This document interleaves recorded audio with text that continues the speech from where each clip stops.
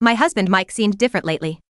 He stopped being clingy, stopped acting cute, and always had this cold expression on his face. I was confused. Then suddenly, floating text appeared in front of my eyes. The male lead has been reborn. This time, he won't love this cheating woman anymore. In his past life, he cut ties with his family to be with her, only to catch her cheating. He tried everything to win her back. Even believed in those crazy superstitions. But she never came back to see him before he died. The male lead is finally going to be an independent man. I stared at my husband. Usually when I got home, he'd rush over, whining about how exhausting the housework was. But now he was coldly washing underwear. Mike wrung out my bra and slapped it onto the drying rack. He turned around, his handsome face completely cold. Normally, he'd run over complaining about how hard his day was, demanding I comfort him for half an hour. But now he said nothing. His beautiful eyes glanced at me once, then quickly looked away. Was he mad? I quickly apologized. Sorry. I had to work late. Did you eat dinner? Before Mike could answer, the floating comments started scrolling. The cheater always comes home to the male lead's homemade dinner. She's waiting for him to cook now. But our male lead won't love you anymore. He won't serve you anymore. The comments calling me a cheater made me frown. I may not be crazy about this husband, but I'd never betrayed him. Calling me a cheater was ridiculous. Sure enough, Mike's cold voice rang out. I'm not cooking today. He watched my reaction, then deliberately added in a flat tone. And I won't be cooking anymore. Ever. The cheater is definitely going to cry.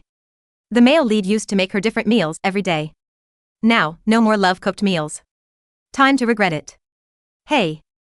I agreed easily. Honestly, I was relieved. Truth is, Mike's cooking was terrible. He'd make these weird dishes, like dragon fruit stir-fry with meat or chicken leg custard tarts. I never wanted to eat them. But seeing his hopeful eyes, I'd force it down. Mike froze, seemingly shocked. I accepted it so calmly. His expression darkened, looking somewhat hurt. Then he grabbed his phone, pressing his thin lips together. His slender fingers tapped the screen. Half an hour later, the doorbell rang. It was a delivery person from a Michelin-starred restaurant. Soon, beautifully packaged dishes covered the entire table. Mike sat at the table, eyes narrowed, looking elegant and expensive. Eat, he said coldly. Since you don't care about my effort, we'll eat this kind of food from now on. No home-cooked warmth. The comments went wild. Male lead baby, you're still too soft. Why give her such good food? You don't understand. This is sarcasm. The male lead is using money to humiliate her, telling her that without love, even expensive food tastes like nothing. Yes, make the cheater eat cold industrial food. Make her miss the male lead's unique homemade meals. I looked at the beautifully colored foie gras and steak in front of me. I cut a piece and put it in my mouth.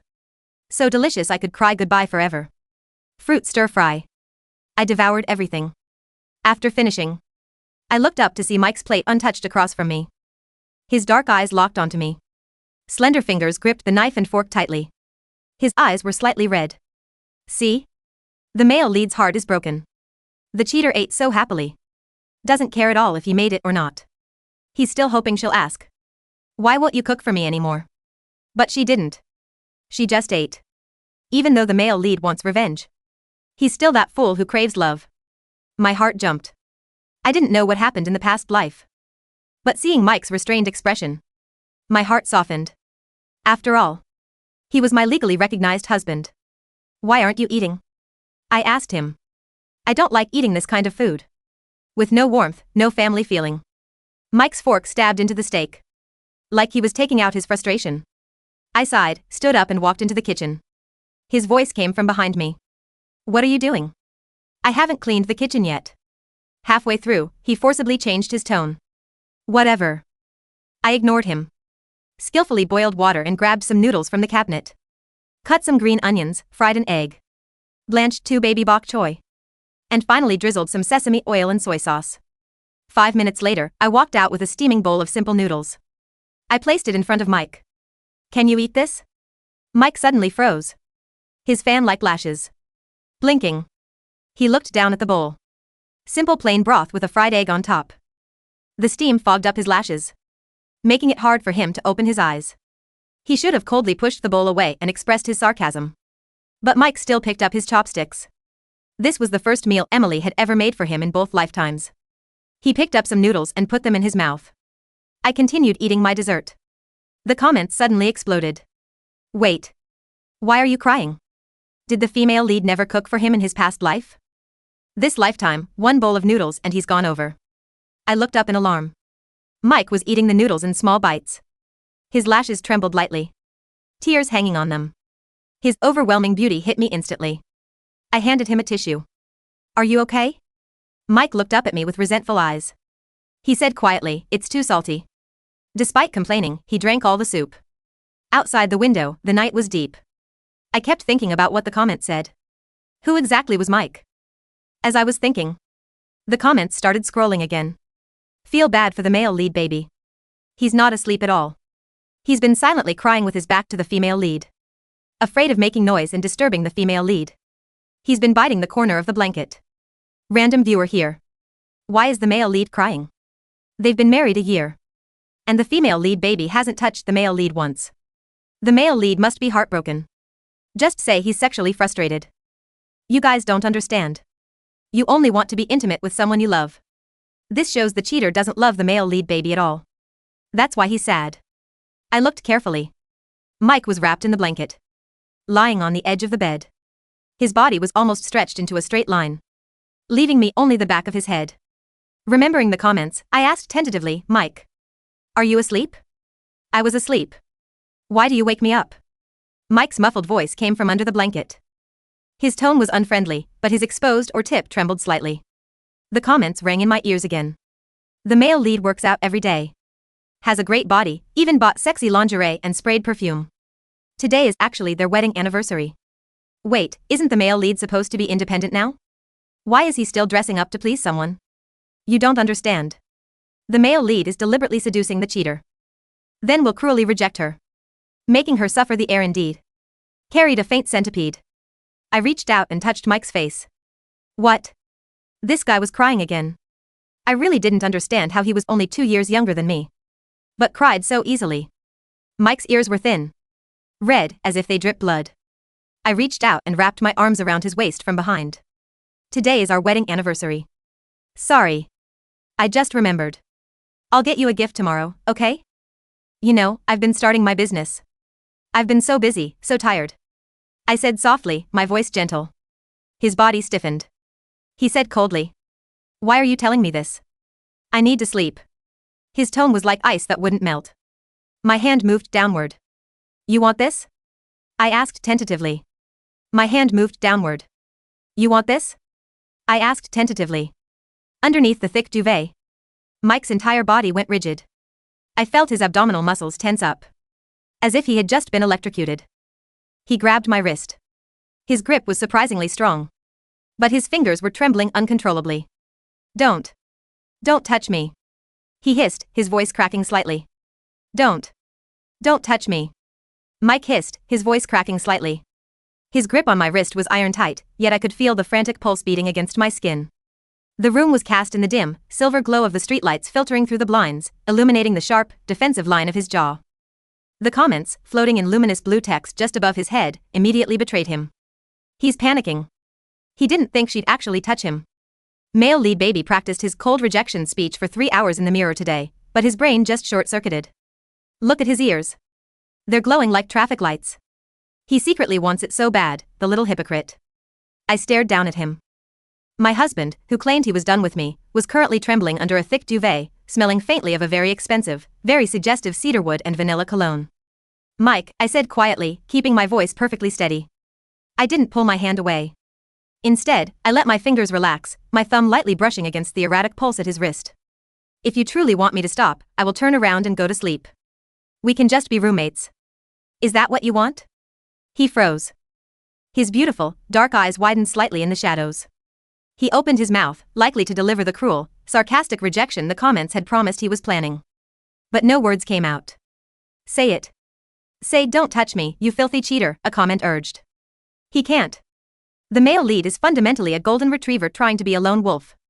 He's going to cry again if she rolls over. I didn't wait for his brain to catch up with his pride. With a sudden, swift motion, I used my free hand to grip the edge of the heavy duvet and threw it back. The cool air of the bedroom hit us, but that wasn't what made me gasp. Underneath the blanket, my independent, reborn husband wasn't wearing his usual flannel pajamas. He was wearing a black silk robe, left deliberately, scandalously open, revealing the hard, sculpted lines of his chest and abdomen. And beneath that, well, let's just say the comments weren't lying about the sexy lingerie. The dark, sheer fabric contrasted sharply with his pale skin, making him look like a dark, fallen angel served up on a silver platter. Mike crossed his arms over his chest instantly, curling in on himself, his face burning so brightly I could see it in the dark. "Turn around," he snapped, his voice trembling with sheer mortification. "Don't look at me." I didn't turn around. Instead, I shifted closer, throwing my leg over his hips to straddle him. His breath hitched so violently his chest hit mine. "Emily," he breathed out, sounding terrified. I said. "I'm not serving you anymore." "I know," I whispered, leaning down until my lips were a hair's breadth from his ear. "You don't have to serve me, Mike. Tonight, let me serve you. Happy anniversary." Oh my god. The cheater has game? Alert. The male lead's defense has been breached. His shields are down. Mike let out a sound that was half whimper, half groan. His hands, which had been trying to push me away, suddenly tangled in my hair. The cold, indifferent facade shattered into a million pieces. When I kissed him, he tasted like mint toothpaste and desperation. He kissed me back with a ferocity that felt like he was drowning and I was the only air left in the world. That night, there was no talk of past lives or cold independence. Every time he tried to pull away out of sheer, stubborn pride, I pulled him back. I learned exactly where to touch him to make him forget his anger. By the time the sun began to peek through the curtains, he was sleeping soundly, his face buried in my neck, his arms wrapped around my waist in a vice grip. So much for not being clingy. The next morning, I woke up to the smell of bacon and something burning. I blinked my eyes open. The bed beside me was empty, though the sheets still held his warmth. I threw on my robe and walked out to the kitchen.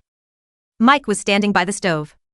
He was back in his normal clothes, a crisp white shirt and slacks, and his expression was rigidly composed.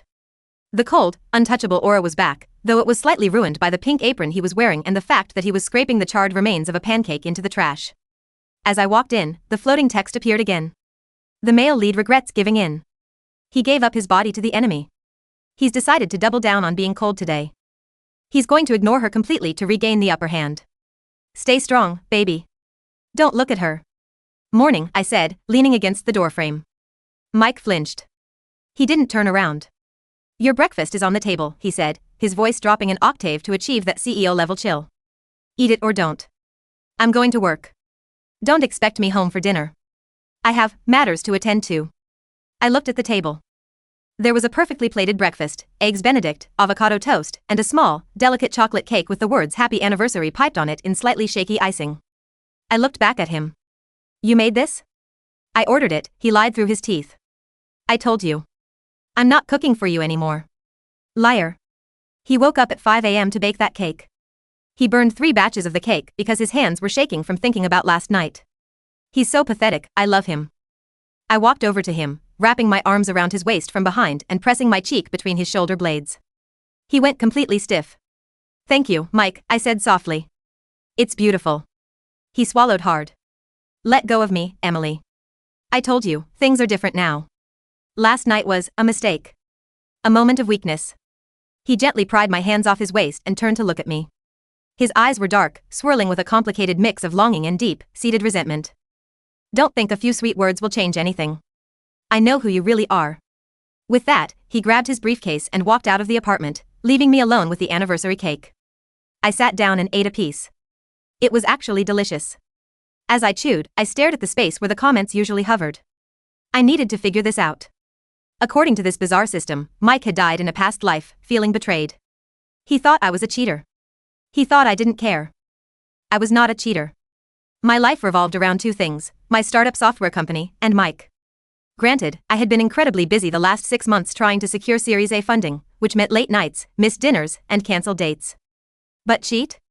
Never. So, who did he think I was cheating with? The cheater is eating the cake. At least she has an appetite. The comments began to trickle in again. Does she even remember what she did today in the past life? Ugh, it makes me sick. Today is the day she officially signed the transfer papers with Arthur, giving him half the company, right before getting into a car with him to run away to Paris. Poor Mike died in the hospital alone that same night. I stopped chewing. Arthur? Arthur was my chief financial officer. He was also a 60-year-old man who was happily married to his husband, Greg, and spent half his meetings showing me photos of his golden retrievers. Transfer papers? Paris? Suddenly, the pieces snapped into place. We were opening a European branch of the company. Arthur was going to Paris to oversee the office. I was transferring a portion of company shares to him as his equity bonus. And the hospital? My heart seized. In this supposed past life, why was Mike in the hospital? I grabbed my phone and dialed his doctor's office. Hi, this is Emily Vance, Mike's wife. I need to schedule a full checkup for him. No, nothing's wrong immediately. I just want a comprehensive panel. Heart, lungs, everything. If he had died in a past life, I wasn't going to let it happen in this one. Then, I dialed Arthur. Morning, boss, Arthur's cheerful voice rang out. Arthur, the Paris transfer, I said quickly. We're moving the timeline. I need you and Greg on a plane by tonight. I'll sign the equity papers digitally. Don't come to the office today. Okay? Everything all right? Everything is fine, I said. Just enjoy Paris. I hung up. If Mike thought today was the day I ran away with Arthur, I was going to make sure Arthur was thousands of miles away. At noon, I decided to take the fight to him. I packed up the leftovers of the anniversary cake and drove to the architectural firm where Mike worked. When I walked into his department, heads turned. I rarely came to his office. I spotted him in a glass-walled meeting room, leaning over a set of blueprints. He looked incredibly handsome, his brow furrowed in concentration, the sleeves of his shirt rolled up to reveal his forearms. He glanced up and saw me. The color drained from his face. He abruptly excused himself and marched out to the lobby where I was standing. What are you doing here? He hissed, grabbing my elbow and pulling me into a quiet corridor. You shouldn't be here. He's panicking.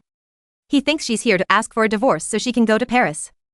Look at him bracing himself for the impact. He's pretending to be tough, but his soul is leaving his body. I brought you lunch, I said, holding up the bag. And the rest of the cake. Mike stared at the bag as if it contained a live bomb. He let out a harsh, bitter laugh. Lunch? Is that what we're calling it? A final meal before you break the news? What news, Mike? I asked, looking him dead in the eye. Don't play dumb, Emily, he spat, his eyes glistening with unshed tears. He leaned in, his voice dropping to a furious whisper. I know about Arthur. I know about the transfer papers. I know you're leaving for Paris with him today. You've been planning it for months. All those late nights at the office? Please. I stared at him, letting the silence stretch. Mike, I said slowly. Arthur is 60 years old. Age is just a number when it comes to true love. Mike shot back, his jaw clenching. Arthur has a husband, Mike. His name is Greg. They breed golden retrievers. Mike froze. The furious, betrayed expression on his face cracked, replaced by profound confusion. What? Arthur is moving to Paris to open our new branch. I transferred shares to him as a bonus. Greg is going with him. They literally left on a flight 2 hours ago. I am here, I poked him in his solid chest, in the city, with my husband, bringing him cake. Wait, what? Hold on. Arthur is gay? The system didn't tell us that. The system just said she transferred half her assets to a man named Arthur and sent him to Paris. Did our male-led misunderstand everything in the past life? Mike was staring at me, his mouth slightly open. But, the text messages. I saw a text on your phone. He called you darling. Arthur calls everyone darling. He called the barista downstairs darling this morning. I took a step closer to him. The anger was fading from his eyes, replaced by a terrifying, fragile hope. But he fought it. He had spent an entire past life and this current one building up a fortress of resentment. He couldn't just let it go. No, Mike shook his head, taking a step back. No, you're lying. You're just trying to cover your tracks because I caught you. If it wasn't Arthur, it was someone else. You never cared about me, Emily. When I was sick. He choked on the words, his throat bobbing. You never even came to the hospital. I waited for you every single day. I looked at the door until my eyes bled. You never came. My heart broke. I didn't know the exact timeline of this past life, but the agony in his voice was raw and undeniable. Mike, I said softly, reaching out to cup his face. This time, he didn't pull away. He just stood there, trembling. I don't know what you remember. I don't know what kind of nightmare you lived through. But I am telling you, right here, right now, I have never loved anyone but you. If you were sick, I would tear the hospital down to be by your side. A single tear escaped his eye, tracking down his cheek. I caught it with my thumb. Prove it, he whispered, his voice broken. Prove you're not going to leave me. Okay, I said. Take the rest of the day off. We're going somewhere. I didn't take him to a romantic restaurant or a hotel. I drove him straight to the city's premier private medical clinic. When I pulled into the parking lot, Mike looked at the building, and his face went deathly pale. He pressed himself against the passenger door, his breathing turning shallow. "No," he said, panic lacing his voice. "Why are we here? I'm not going in there. He's having a panic attack. This is where he died in the past life." Female lead, what are you doing? Don't trigger his trauma. I unbuckled my seatbelt, reached over, and grabbed both of his cold, shaking hands. "Mike, look at me. Look at my eyes." He dragged his gaze to mine. He looked like a terrified child. "You said you were sick," I said firmly. "I scheduled a full, comprehensive physical for you today. If there is something wrong with you, a tumor, a heart condition, an autoimmune disease, anything, we are going to find it right now. And if we find it, I am going to bankrupt my company, sell this car, and spend every waking second making sure you get better. You will not sit in a room alone waiting for me. I will be the one annoying the doctors." Mike stared at me, the air punching out of his lungs. You brought me here to get checked," he whispered. "I am your wife," I said. "It's my job to take care of you. Now, get out of the car. We have an appointment." It took 2 hours. I sat with him through the blood draws, the MRI, the EKG. I held his hand the entire time. He was silent, his eyes locked onto me as if he was afraid I would vanish into thin air if he blinked.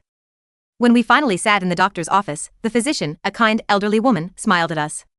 "Well, Mr. Vance," she said, looking over the charts. "I don't know why your wife insisted on such a rush, comprehensive workup, but I can confidently say you are in perfect health. Your cholesterol is a bit low, but otherwise, you have the constitution of a horse." I let out a breath I didn't know I was holding. I slumped back in my chair, suddenly exhausted. Mike didn't move.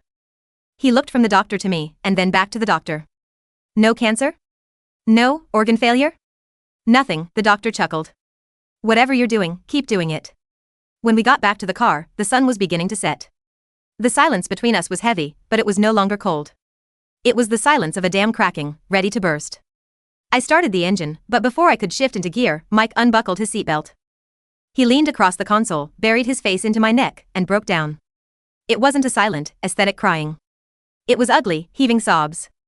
He wrapped his arms around me, holding onto me so tightly it bruised my ribs, his tears soaking the collar of my shirt. "I'm sorry," he gasped out between sobs. "I'm so sorry, Emily. I thought you left me. I thought I was dying and you didn't care. I hated you so much, but I just wanted you to come back." I wrapped my arms around his broad shoulders, burying my face in his dark hair, rocking him gently. "It's okay," I murmured, rubbing his back.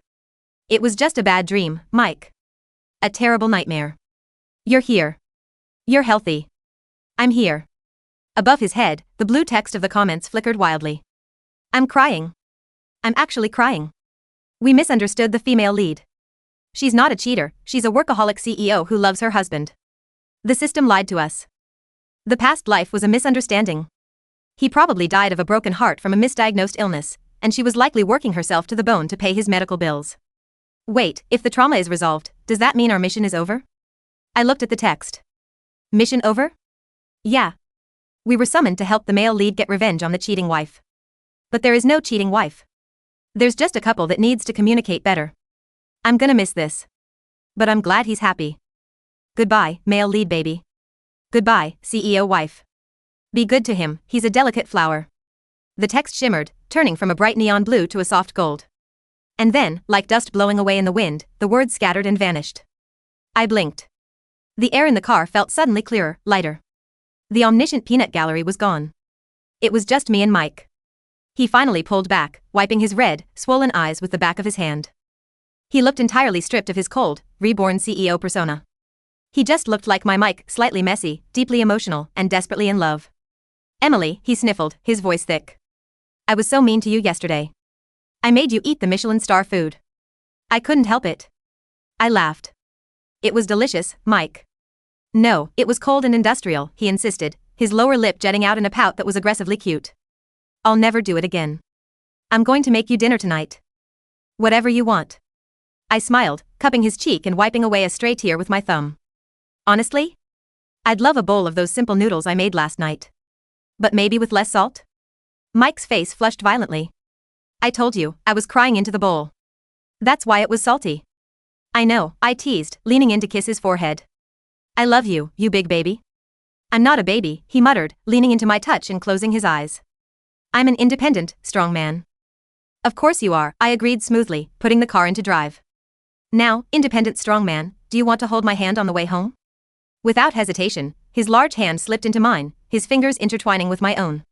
He held on tight, anchoring himself to me, to reality, to this life we were building. Yeah, he said softly, a small, genuine smile finally breaking through the remnants of his past life ghosts.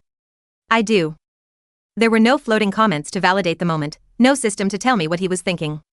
But as I glanced over at him in the dim light of the dashboard, watching the tension completely leave his shoulders, I didn't need them anymore. I had my husband back.